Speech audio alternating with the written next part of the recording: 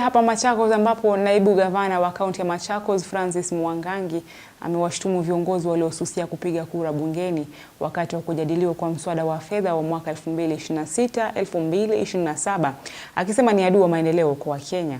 Mwangangi akisema waliunga mkono mswada huo ni wasaliti wa wananchi wa Kenya, kwani mswada huo unawakandamiza.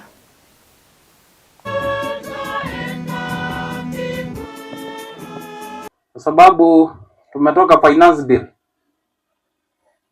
Ile umaskini inaletwa na hiyo kitu katika taifa hili. Naambiwa mbunge wenu ameingia huko. Mungu amsaidie huko. Lakini kuna mtu atafuata yeye huko. Ilikuwa maneno ya finance bill. Si afadhali uende mbunge, uende upige. Tujue umetuuza na umetumaliza kuliko kupotea unaenda kuogelea na huko Mombasa. Hao wambunge wale walipigia hii mswada ya finance bill. Those are people you should never agree with them. They are betrayers of this country. Because unaweka watu kamba uendelee kuwamaliza mahali walifikishwa.